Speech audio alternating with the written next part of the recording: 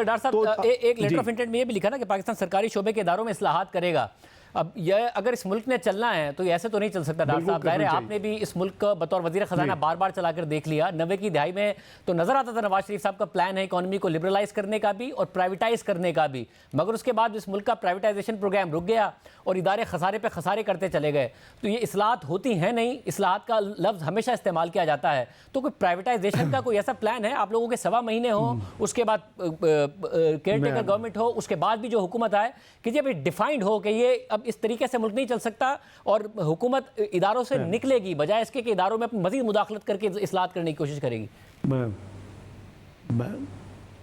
अर्ज करता हूँ, आपने बिल्कुल ठीक कहा शाहजेब साहब, ये होना चाहिए और इसके बगैर हमारा गुजारा नहीं है।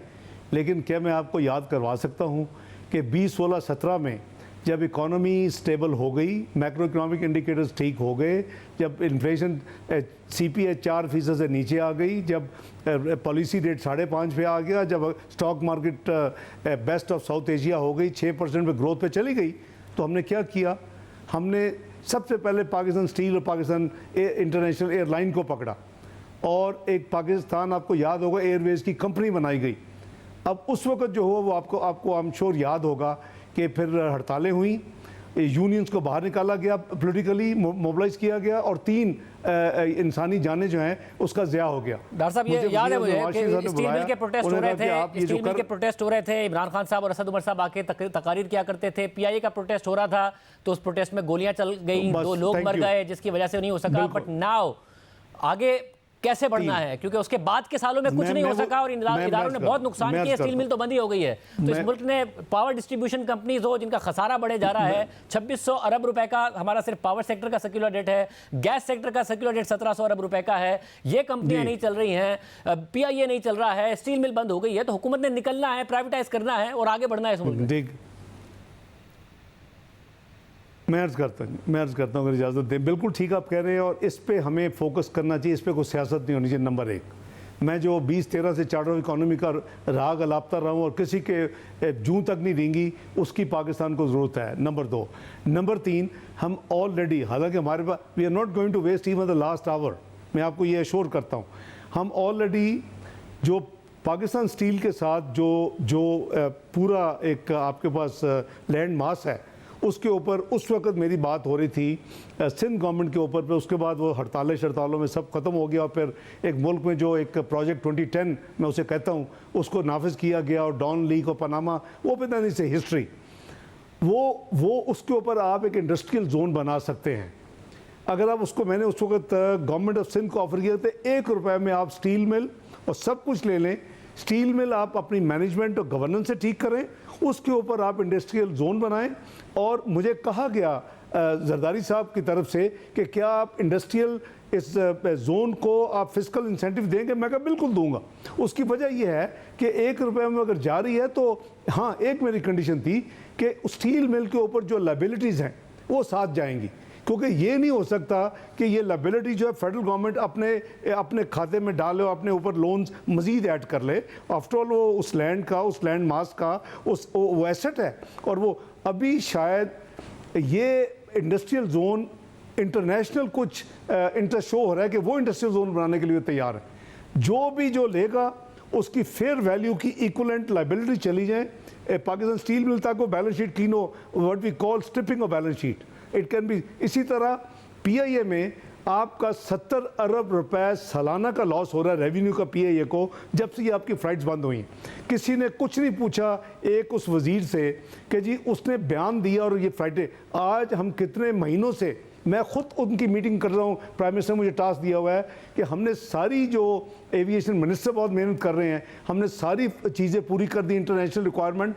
अब सिर्फ एक रह गई है कि हमारा सिविल एविएशन का जो लॉ है it should be in line with UK civil aviation की रिक्वायरमेंट्स के। अगर वो हो जाता है इस महीने तो वो फाइनल इंस्पेक्शन जुलाई में होगी, सितंबर में आपके UK की फ़्लाइट्स जो हैं वो UK की रिज्यूम हो सकती हैं।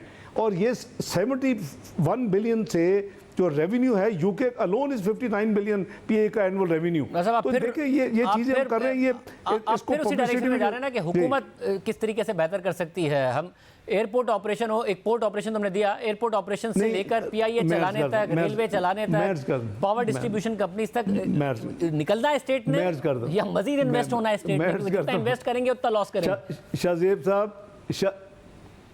शाहजेब साहब, अगर आप इस हालत में देंगे आपको कुछ भी नहीं मिलेगा। आपको कहेंगे लाइबिलिटीज अपने खाते में लो, उठा लेते हैं इसको। आप अगर आपका 71 बिलियन का रेवेन्यू ऐड हो जाता है, 71 तो नहीं होगा स्टेट में, यूके का इज अबाउट 59 बिलियन, आपके जो उसकी बैलेंस शीट की हालत बदल जाएगी। आप उसके बाद पब्लिक प्राइवेट पार्टनरशिप में कम से कम ले पार्टनर, आपके जो इतने जहाज हैं, आपके पास रूट्स हैं, आपका रेवेन्यू एक्सट्रीम होगी, यूके समेत जो इस वक्त है 59 बिलियन सालाना ऐड हो जाएगा, then you are in better position to find a partner. अगर साथ में करता हूं डोमेस्टिक, मैं उम्मीद करता हूं कि आप एक प्रॉपर प्राइवेटाइजेशन प्लान हो, जो कि अगली हुकूमत जिसकी भी आए वो भी उस पर अमल कर रही हो। मगर एक और मसला है कि फिस्कल डिसिप्लिन डोमेस्टिक सेक्टर में कब आए, कैसे आएगा, जब इस वक्त पाकिस्तान का जो टैक्स टू जीडीपी है, जो हाई देखा था जिसने 2017 में 11.4% का, वो 9.5% पर आ गया है। भारत का 17% है, नेपाल का 18% है। पाकिस्तान में अभी भी जो आईएमएफ की कंडीशंस पूरी करते हुए भी हमने वो टैक्स रिफॉर्म्स नहीं किए हैं, जिससे टैक्स नेट बढ़ेगा, कि ट्रेडर्स टैक्स नेट में आते नजर आ रहे हों। एग्रीकल्चर में जो आप फार्मर को दे दें, जो आपने देना है छोटे फार्मर को, बट लैंडलॉर्ड जो कमा रहा है उसको टैक्स नेट में लाते नजर आ रहे हो। जब ये नहीं होगा तो ये मुल्क कैसे चलेगा? दोबारा आईएमएफ के प्रोग्राम में ही जा रहे होंगे आप? नहीं, मैं समझता हूँ कि आपने माशाल्लाह काफ़ी चीज़ें गिनवा दी हैं। Let me first of all tell you कि टैक्स नेट बढ़ा है इस साल, करीबन 12 लाख असेसिस बढ़े हैं। I mean keeping in view कि हमारे नंबर ऑफ असेसिस जितने हैं, 12 लाख का इजाफा अच्छा खासा इजाफा है। बिल्कुल मेरा ख्याल उनको हम अगर नहीं करेंगे, आपका फर्स्ट टाइम 7 ट्रिलियन क्रॉस किया है। होपफुली जो रिवाइज एस्टीमेट 7,200 का उसके करीब होगा, और अगले साल का भी अल्लाह करेगा हम पूरी तरह उसके लिए जो भी एक नंबर आपके फेवर में जाता है, एक नंबर आपके फेवर में जाता है, मगर उसके बावजूद आप इस साल का एब्सोल्यूट नंबर कोट कर रहे हैं। एक नंबर आपके फेवर में जाता है, वो है 2017 का, और वो है टैक्स टू जीडीपी का। मगर क्योंकि 2022-23 का आपके फेवर में नहीं जा रहा है, तो आप एब्सोल्यूट नंबर कोट कर रहे हैं। आप 11.4% पे ले गए थे, उसके बाद पाकिस्तान गिर गया 2.5%। मैं आपसे इत्तेफाक करता हूँ, लेकिन शाहजेब साहब आप देखें ना, जो इस हुकूमत को मिला है उसी को कंपेयर करेंगे ना। आप अप्रैल 22 को ज़रूर कंपेयर कर लेंगे, उसमें कुछ बेहतरी आई कि नहीं आई। लेकिन अगर आप 2017 से कंपेयर करेंगे, which was probably the best year. I wish के जो कुछ पाकिस्तान के साथ खेल खेला गया, जो आज साबित हो चुका सारा के सारा एक पॉलिटिकल प्रोजेक्ट था, और पाकिस्तान को जो नुकसानात हुए, वो तो मैं समझता हूँ कि ट्रूथ एंड रिकन्सिलिएशन कमीशन बनना चाहिए और स्टैब्लिश होना चाहिए।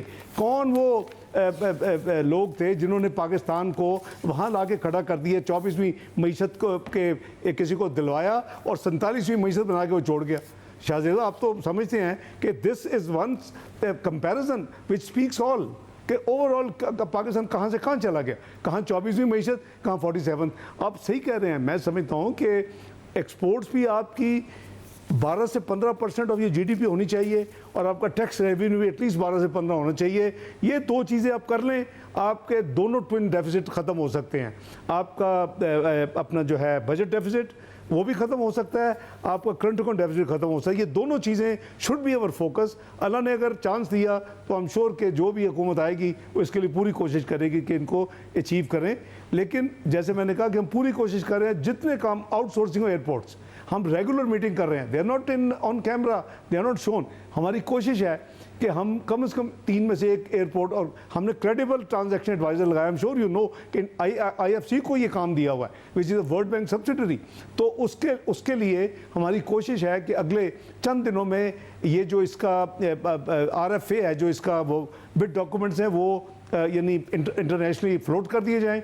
चूँकि 30 दिन का टाइम है, तो 6-7 अगस्त के पास अगर वो आ जाती है, अल्लाह करेगा अच्छी क्रेडिबल आए, तो ये इसी तरह एक एक करके जी आप सही कह रहे हैं। मैं आपसे इत्तेफाक करता हूँ कि ये जो ब्लीडिंग है SOEs की, इसको हमें जितनी जल्दी हो सके रोकना चाहिए। लेकिन जैसे PIA को थोड़ा सा अगर आप ये कर लेते हैं, जो मैं अर्ज़ कर रहा हूँ कि सितंबर तक आपकी फ़्लाइटें खुलने का बिल्कुल क्लियर इंडिकेशन है, प्रोवाइडेड हम अपना नया law in line with the international requirement जो कि यूके सिविल एविएशन ने दिया हुआ है विश लिस्ट, वो हम कर लें। उसके लिए हम काम कर रहे हैं और कोशिश करेंगे कि लॉ भी दे दें और जुलाई की इंस्पेक्शन भी हो जाए।